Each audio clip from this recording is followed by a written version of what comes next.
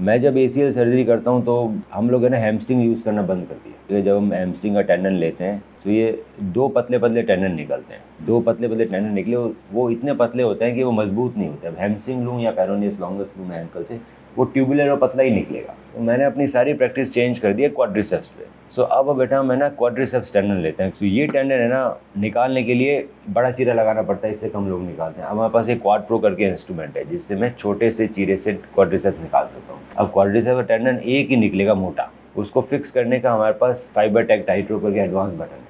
सो हम एक ही निकालेंगे और मैं है ना चूज़ कर सकता हूँ मुझे किस मिलीमीटर का चाहिए, 8 का चाहिए, 9 का चाहिए, 10 का चाहिए, 11 कितने का चाहिए। मेरे उसमें चूज़ नहीं कर सकता मैं, जो निकल गया वो निकल गया। अब ये क्वाड्रिसेप्स हैमस्ट्रिंग और पेरोनियस लॉन्गस से कहीं ज़्यादा मजबूत होता है।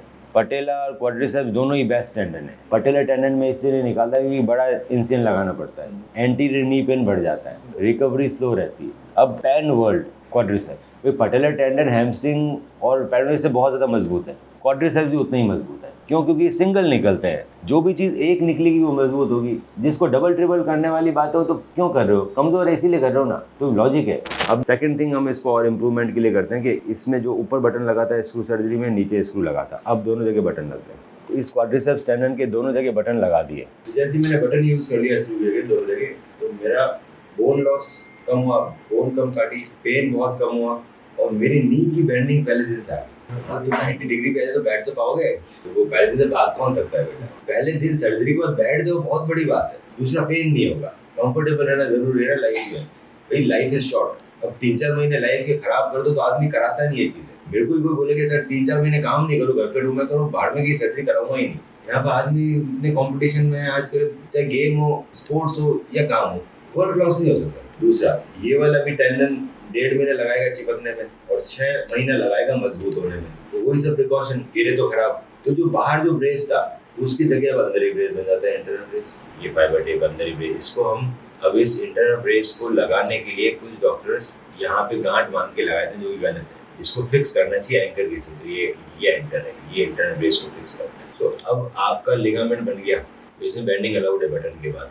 वापस टाइट करके अब इसको अंदर ही प्रोटेक्शन, अब अंदर ही जब प्रोटेक्शन मिल गया तो बाहर ब्रेस लगाने की जरूरत नहीं है। ये अंदर का प्रोटेक्शन है ना, आजकल दुनिया में हर जगह लग रहा है। हर ये इसकी एक है ना एक अलग वो ही बन गई है committee, internal brace scientific society Milan के अंदर। सो कोई भी लिगामेंट इंजरी होती है, उसकी सर्जरी होती है, रिपेयर या रिकंस्ट्रक्शन, उसकी री इंजरी के चांसेस बहुत हाई होते हैं, क्योंकि 6 महीने तक वो कमजोर रहता है। अभी आपको री इंजरी हो गई, अब इंटरनल ब्रेस हो तो री इंजरी नहीं, तो ये आपको री इंजरी से बचाते हैं। दूसरा है, आपको डिप्रेशन में नहीं लाते।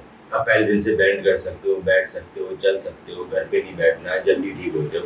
सो आपकी मसल्स को जल्दी इंप्रूव करते हैं, आपकी री इंजरी को बचाते हैं और आपको घर पे नहीं बैठने देते। Internal brace is one of the finest innovation in sports medicine 15 साल से।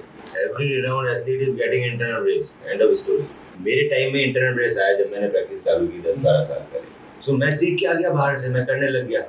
और इसमें एक और बेनिफिट आपके लिए खास तौर से कि अब आपका जो टनल है वो थोड़ा वाइड हो सकता है। ऑलरेडी उसमें लिगामेंट में पड़ा हुआ है, उसको मुझे फ्रेशन अप करना पड़ेगा।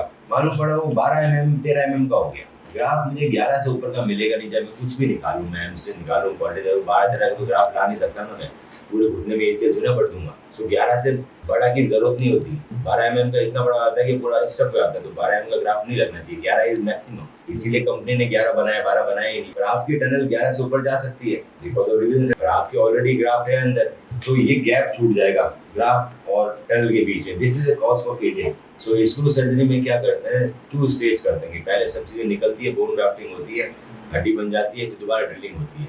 इसमें बेनिफिट ये कि मैं सिंगल सर्जरी में दोनों चीजें कर सकता हूँ। विद बोन ग्राफ्टिंग, जिसको बोलते हैं bio ACL। So bio ACL is a technique of bone grafting. तो ये स्क्रू सर्जरी में पॉसिबल नहीं है। तो बायो ACL में हम क्या करते हैं कि मैं जब बोन ड्रिल हो रही ना, वहाँ से मैं बोन इकट्ठी कर लेता हूँ। तो आपके अंदर ये तो मिलेगा नहीं मुझे, क्योंकि लिगामेंट है। तो मैं आपका बोन ग्राफ्ट लूंगा कहीं और से बॉडी से, या मैं आर्टिफिशियल बोन ग्राफ्ट ले लेता हूँ, मैं ब्लड मिलाऊंगा। और उस बोन ग्राफ्ट को हम क्या करेंगे, जब सर्जरी कर रहे हैं तो मैं टनल्स में इंजेक्ट करूंगा। टनल्स में इंजेक्ट कर देंगे, ये बड़ा हो जाएगा ना बेटा आपका, फिल कर देंगे bone graft and then we do ACL। Bone grafting with ACL, bio ACL बोलते हैं। इसे इंटरनल ब्रेस सर्जरी में होता है, नॉर्मल सर्जरी में हो नहीं सकता। स्क्रू नहीं लग सकता ना बोन ग्राफ्ट के साथ, बोन ग्राफ्ट भी पतला है, चूरा है, स्क्रू तो ढीला पड़ जाएगा। ये सारी चीजें एडवांसमेंट है। अब no hamstring, only quadriceps, flip cutter use करेंगे ताकि बोन कम कटे, दोनों जगह बटन्स लगाएंगे फाइबर टेक टाइट रोप, ताकि बेंडिंग जल्दी आए, जल्दी एक्टिविटी में आए। और जो बाहर का ब्रेस है वनडे ब्रेस बना देंगे ताकि री इंजरी के चांसेस खत्म हो। आप बैक टू गेम 6 मंथ्स में जाओ। आप नॉर्मल एक्टिविटी 15 दिन में आप घर से बाहर निकल के घूम फिर सकते हो। Why you want to be in bed for 2 months? आप बिना ब्रेस के घर पे रेस्ट करो, आराम से दोस्तों से मिलो, घूमो फिरो, पार्टी करो। तो उसके बाद अगर खड्डा है तो बोन ड्राफ्टिंग में ये चीज डेवलपमेंट है, डेवलपमेंट ऑल ओवर वर्ल्ड हो चुका है बहुत। स्टेप 1, आप अपनी एमआरआई रिपोर्ट मुझे व्हाट्सएप करें।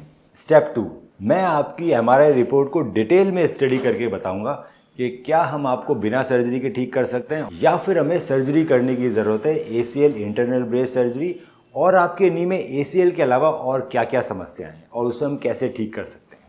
स्टेप 3, जब आप मुझसे मिलने आएंगे तो मैं आपके नी का डिटेल्ड फिजिकल एग्जामिनेशन करूंगा। आपकी फिल्म्स को डिटेल में देखा जाएगा और उसको देखते हुए आपसे ट्रीटमेंट ऑप्शंस डिस्कस किए जाएंगे। आपके जितने भी सवाल हैं उन सभी का मैं जवाब दूंगा। एसीएल इंटरनल ब्रेस सर्जरी की रिकवरी आप देख सकते हैं हमारे फेसबुक के एसीएल विनर ग्रुप में, और देख सकते हैं कैसे एथलीट्स 3 महीने के अंदर रनिंग चालू कर रहे हैं एसीएल इंटरनल ब्रेस सर्जरी के बाद। आज ही अपनी एमआरआई रिपोर्ट हमें व्हाट्सएप करें।